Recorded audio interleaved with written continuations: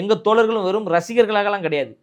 அவர்கள் ரசிகர் மன்றத்தில் இருக்கின்ற பொழுதே பல நட்பணிகளை செய்து அது மக்கள் மன்றமாக மாறியது. மக்கள் மன்றம் மக்கள் இயக்கமாக மாறியது.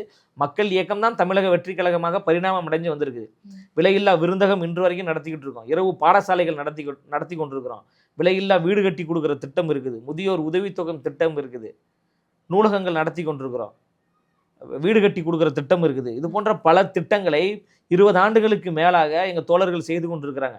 எங்கள் தலைவர் அவர்களும் 15 ஆண்டுகளுக்கு மேலாக கல்வி விருது விழா நடத்தி கொண்டிருக்கிறாரு. இப்போ இந்த 2 வருஷமாக தான் உங்களுக்கு பெருசாக தெரியுது. அவர் கட்சி ஆரம்பித்ததுனால உங்களுக்கு வெளியில் தெரியுது. அவர் வெளியில் தெரியாமல் சத்தம் இல்லாமல் பல உதவிகளை அவர் செய்து கொண்டிருக்கிறார். அந்த செய்ததின் அடிப்படையில் தான் மக்கள் தன்னியல்பாக கூடுறாங்க. இப்போ எவ்வளோ பேர் கட்சி ஆரம்பித்தாங்களே, ஐயா டி ராஜேந்திரன் அவர்கள் கட்சி ஆரம்பித்தாங்க, ஐயா பாக்கியராஜ் அவர்கள் கட்சி ஆரம்பித்தாங்க, திரைத்துறையில் வந்த பல மன்சூர் அலிகான் அவர்கள் கட்சி ஆரம்பித்தாங்க, பலரும் கட்சி ஆரம்பித்தாங்கல்ல. ஏன் அவர்கள் பின்னாடிலாம் மக்கள் போல? அவர் சொல்கிறார்ல, சினிமா மோகம், சினிமா நடிகர் என்கின்ற அந்த ஒரு மோகத்தில் போவாங்க அப்படின்னு சொல்கிறார்ல. ஏன் இவர்கள் பின்னாடிலாம் மக்கள் போகலை? எங்கள் தலைவர் பின்னாடி மட்டும் ஏன் வராங்கன்னா, எங்கள் தலைவர் இந்த மண்ணுக்காக மக்களுக்காக எப்பெல்லாம் பிரச்சனை ஏற்படுகிறதோ அப்பெல்லாம் அவரால் முடிந்த வகையில் குரல் கொடுத்தார்.